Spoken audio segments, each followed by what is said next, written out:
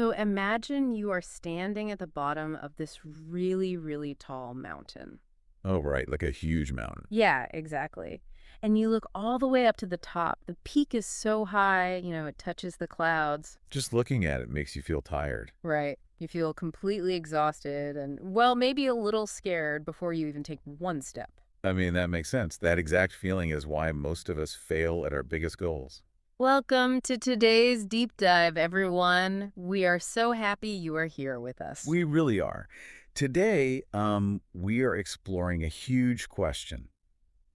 How do we actually change our lives or learn new skills without feeling completely overwhelmed? And we're using this beautiful conversation from a show called Listen and Fall in Love as our source today. We're going to look at the science of why, tiny actions are the real secret to success. Whether you want to learn English or maybe exercise more, we usually try to change too much at once. We all want fast We success. do. We really do. But, well, we live in a world of fast food and fast internet. So our minds expect an immediate reward. Right, like when you click a button on your phone and a package arrives the very next day. Exactly. So we just expect our brains and our bodies to change that fast too. But the source explains that we have to escape this trap of fast success. And we do that by changing where we look. Let's go back to that tall mountain. Okay. Yeah. When you look at the top, your brain calculates how much energy the whole trip will cost. And it is a lot of energy. Right. So the brain says, well, the cost is too high. Yeah. And it actually makes you feel tired just to stop you from going. Wow. So the brain is just trying to protect us. It wants to save energy, yeah. But what happens if you stop looking at the top? Oh, like you only look at your feet. Yes. You focus entirely on taking just one single step. Your brain looks at that one step and says, oh, that is easy. Because one step does not cost much energy at all. Anyone can take one step. Exactly. By making the action tiny, we trick our brains into starting. That makes perfect sense. And, the source shares this wonderful story to explain this. It is about a grandfather and his garden. Oh, I love this story. Yeah. So every single morning before breakfast, the grandfather went outside. But he only spent 15 minutes in the garden. Just 15 minutes. Right. He gave water to a few flowers, he pulled out a few small weeds, and then, well, he just went back inside. 15 minutes is so short. The brain does not see that as hard work at all. Yeah, it feels completely easy to manage. But one day, his grandson asked him, why do you work in the garden every day? It looks like nothing is changing. That is such a common feeling, right? It really is. Yeah. But the grandfather smiled and said, nothing changes in one day, but everything changes after many days. Wow. Everything changes after many days. That is a powerful rule for life. It really is. Everything valuable needs time to grow. And the source connects this to learning a new language. Right, like learning English. Yes, learning English is not like downloading a file to your computer. It is like planting a tiny seed in the dark ground. I really like this seed metaphor. Let's talk about how that works. Yeah. When you plant a seed, you give it water every day. But for a long time, you see absolutely nothing. The ground just looks empty. Right. You might even think the seed is dead and you are just wasting your time. But that is because you are only looking above the ground. You are looking for a green leaf. Oh, I see. Underneath the ground, in the dark, the roots are growing. The roots are getting deeper and stronger. So the plant has to build a strong foundation first. Exactly. It needs strong roots before it can safely push a leaf up into the sun. That is just like listening to English. You might listen to English audio for months and feel like you cannot speak perfectly yet. But your brain is growing roots. Right. It is learning the sounds and the rhythm underneath the surface. But here is the sad truth. Mm. Many people stop watering the seed right before the leaf breaks through the ground. Oh, no. Why do they stop? Well, they lose their motivation. Motivation. I'm glad you said that because I have a big question about it. What is your question? So, what if I understand the seed metaphor, but I still have absolutely zero motivation to study or exercise? Like, do we not need to feel motivated before we take action? That is what most people believe, yeah. We think motivation is the spark that starts the engine. Right. But the science shows us the exact opposite. Action actually comes first. Wait, really? Action before motivation? Yes, motivation follows action. There's this great story in the source about a man who wanted to start running to get healthy. Let me guess. He tried to run way too far on the first day. He did. On his very first day, he tried to run for 10 long minutes. Oh, wow. His lungs burned, his legs hurt, he felt terrible. His brain immediately told him, this is too painful, we should never do this again. So he lost all his motivation. Completely. Well, how did he fix it then? If he had no motivation left, how did he start running again? He changed the rule. He made a new, very tiny rule for himself. What was the rule? He said, I do not have to run today. I only have to put my running shoes on my feet. Just putting his shoes on? That was his only goal. I mean, that almost sounds too easy. Why does that even work? It works because it removes the friction. Friction is the difficulty of starting a task. Okay, so putting on shoes takes almost zero energy. Right, but once the shoes are on his feet, his brain gets a physical signal. The brain says, well, the shoes are on. Taking them off would be extra work. We might as well step outside. Oh, I see. By taking the smallest possible physical step, he broke the mental wall. Exactly. Once he was outside, the running became the easy part. He proved that you do not need to feel ready to start. You just take one tiny physical action and the motivation catches up. Yeah. Some days he just walked. Some days he ran for 5 minutes. But because his only rule was to put his shoes on, he never failed. And over many months, it just became a normal part of his life. It did. But, if starting small is really this easy, it brings up another question. What is that? Why do we constantly delay our goals? Like, if I know I only need to study English for 5 minutes, why do I tell myself, oh, I will just do it tomorrow? Ah, that is the famous tomorrow trap. The tomorrow trap. Yes. It happens because our brains are very clever. You see, tomorrow feels incredibly comfortable. How do you mean? Well, when you tell yourself you will start studying tomorrow, your brain actually gives you a small feeling of happiness today. Wait, my brain rewards me for doing nothing. Yes, because you made a plan. Oh, wow. The brain feels the emotional reward of deciding to be a better person. But your body does not have to spend any energy today. So it is a fake reward. Exactly. Tomorrow is a magic trick that makes you feel good without doing any work. And the problem is, tomorrow always turns into today. And then we just want to rest again. One tomorrow becomes another tomorrow. Right. Weeks and months pass and we take zero action. We just get stuck in a loop. To break that loop, the source has another great story. It is about a man who wanted to learn how to cook healthy food.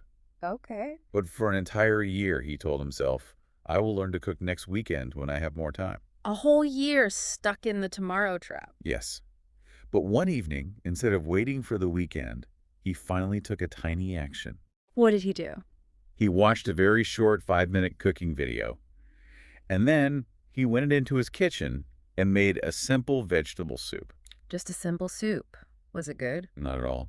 The soup was actually quite bad. Oh, no. Yeah, the vegetables were cooked too long and it needed a lot more salt. But here's the interesting part. He felt incredibly proud of himself Why would he feel proud of terrible soup? because the soup changed his identity. It changed how he saw himself. Identity, like who he is as a person. Exactly. For a whole year, his identity was, I am a person who will learn to cook one day. Right. But the moment he made that terrible soup, his identity shifted. He became, I am someone who is learning to cook right now. I love how clear that is. It is not about how the soup tastes at all. No, it is about giving your brain physical proof. Because you cannot just think yourself into a new identity. You have to give your brain real-world evidence. Making the soup was the proof. That makes a lot of sense. Our small physical actions slowly build our new identity. Like when you study English for just 10 minutes, you show your brain that you are a serious student. And this brings us to an important point about time. Success is not built on perfect, magical days. No. No, success is built on ordinary days. By ordinary days, you mean like a normal Tuesday or a quiet Wednesday morning when nothing special is going on. Yes. We tend to remember the big events, right? Holidays, birthdays. Sure. But most of human life happens on a quiet, ordinary Tuesday. Life is happening right now while you are riding the bus or making breakfast. But I think it is very hard to accept an ordinary Tuesday in the modern world. Why is that? Because we open our phones, we look at social media, and we see other people's highlight reels. Oh, yes. Let's explain that word for our listeners. What is a highlight reel? So a highlight reel is a collection of the best, most perfect moments of someone's life. Only the good parts. Right. On the internet, people usually do not share their boring or sad days. They share beautiful vacations and perfect smiles. Everyone seems so happy all the time. And that is very dangerous for our minds. It really is. When you look at those perfect pictures, your brain accepts them as normal reality. Your brain thinks, everyone else is living a perfect life, and my ordinary Tuesday is boring. Which gives your brain false information. It creates a lot of false stress. It makes you feel like you are losing a race. But life is not a race, you know? You are not running against anyone else.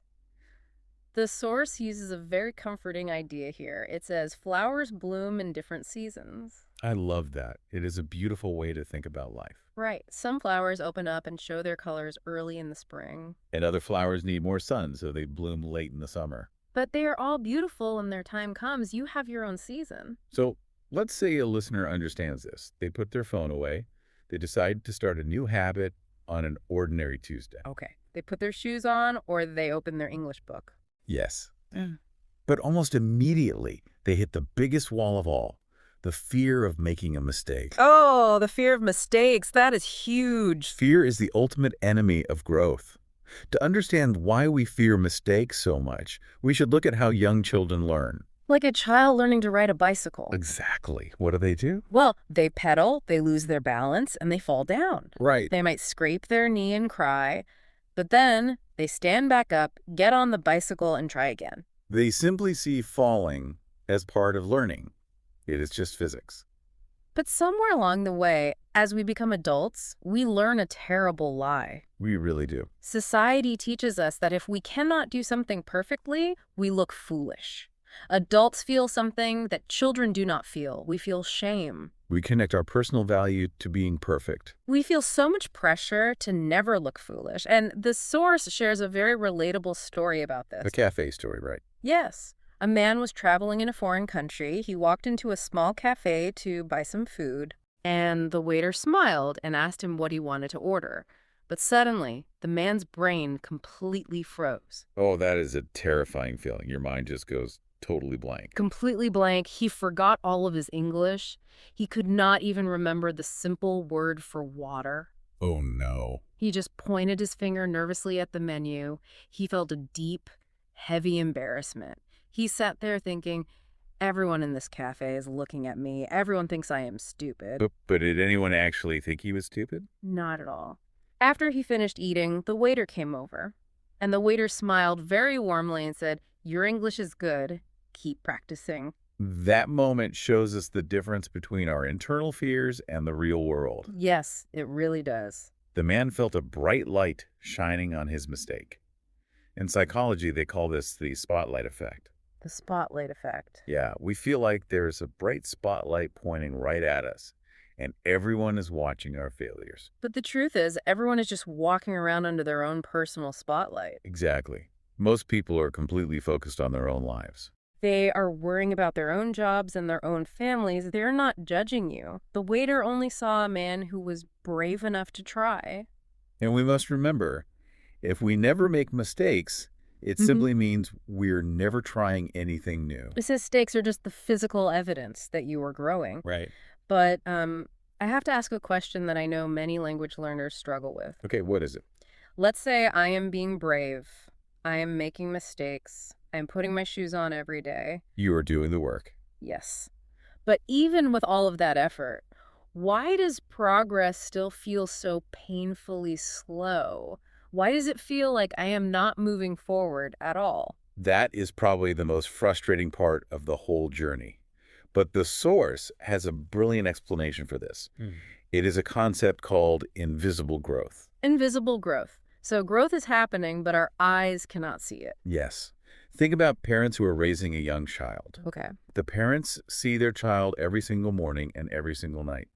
Because they see the child every day, the parents' brains constantly update what normal looks like. Oh, I see. The parents do not notice the tiny amounts of daily growth.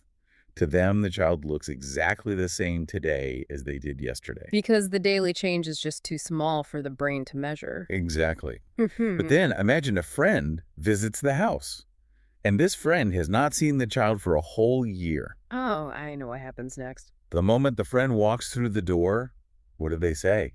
They shout, "Wow, look how much you have grown. You are so tall." Because the friend's brain is comparing today to a memory from a year ago. They see the whole year of growth all at once. Yes, growth is entirely invisible while it is happening to you. Oh. When you study English for 30 minutes today, Yeah. you will not feel smarter tomorrow. The change is invisible. But if you keep going, one day, maybe a year from now, you will watch a movie in English, and suddenly you will realize you understand the words. You will see how much you have grown. I really love that. We just have to trust that the roots are growing in the dark. Exactly. So, to help you remember these ideas, we are going to look at 5 specific English words from the source material. These 5 words describe the entire journey of changing your life. We will take them step by step. The first word is consistent. Consistent. To be consistent means you do something regularly. You follow a reliable pattern. Like doing it every day. Yes. But the real meaning of consistent is taking action, even when your brain wants to save energy. Oh, I see. So if you practice English for 20 minutes every single day, whether you are happy or tired, you are being consistent. Right. Consistency builds the roots of the seed. That is a great definition. Our second word is progress. Progress. Progress is moving forward, little by little. Like the mountain. Yes, remember the mountain. Looking at your feet and taking one step is progress. Progress is not about speed. Even though your progress is very slow, and even if it is invisible, moving forward is still progress. Beautifully said. The third word is challenge. Challenge. A challenge is something difficult, right? Something that takes extra effort. It is, but we should look at a challenge positively. When you lift heavy weights, the challenge causes your muscles to rebuild stronger. Oh, so when you try to speak English to a native speaker, the mental challenge forces your brain to build new connections. Exactly. You cannot grow without a challenge. Our fourth word is confidence. Confidence. Confidence is the feeling of trust in your own abilities. It is believing that you can succeed. But remember the story of the running shoes. You do not need confidence before you begin. Right. Confidence is like a bank account. Every time you take action, you put a coin of proof into the bank. And over time, that collected proof becomes confidence. Action creates the proof, and the proof creates confidence. I love that. Our final word is opportunity. Opportunity. An opportunity is a chance to learn or grow or do something good. Yes, but opportunities are often hidden. They usually look like mistakes. Yeah. So every time you say the wrong word in English, it is an opportunity to learn the right word. Exactly. Mistakes are just data points that show you where to go next. Consistent. Progress. Challenge. Confidence. Opportunity. These are excellent tools for your journey. They really are. But, as we look for opportunities, our first instinct is usually to criticize ourselves. We make a mistake, and a voice in our head says, I am so stupid. Yes, and the source warns us that this internal punishment actually stops our progress. This is a crucial point. We have to follow the golden rule of kindness. Think about your internal voice. When a good friend is trying to learn something difficult, you do not call them stupid. No, of course not. You speak gently to them. You encourage them to try again. But we are often so cruel to ourselves. You really are. And when you speak cruelly to yourself, your brain feels attacked. It actually shuts down its learning centers. Wow. So you must speak to yourself with the same kindness you give to a friend. Change the data you feed your brain. Right. Instead of saying, I am terrible at English, try saying, I am improving my English a little bit every week. Instead of saying, I always make mistakes, try saying, I am collecting data for my mistakes. It sounds like a simple change, but shifting your words creates a massive shift in how your mind processes challenges. It really changes everything. As we get to the end of our deep dive today, I want to share one final comforting thought from the source. It uses the idea of reading a book. Okay. When you decide to start a new habit, you are starting on chapter 1 of your new book. You are at the very beginning of the story. But the danger is we look around at other people, maybe someone speaking perfect English or someone running a marathon, and we feel bad about our chapter 1. Ah, because we are looking at their chapter 20. Exactly. You can never compare your chapter 1 to someone else's chapter 20. Everyone is reading their book at a different speed. The person in chapter 20 had to read chapter 1 too. They had to plant their seed and water it in the dark, just like you. You are exactly where you need to be in your own story. If we pull everything together today, the mountain, the garden, the shoes, the soup, we can think about one final image. Drops of water. Drops of water. A single drop of water is incredibly tiny. Yeah. By itself, a single drop feels like absolutely nothing. It has no power. But if you place a bucket outside and you collect thousands and thousands of tiny drops over many days, well, sorry, let me rephrase that.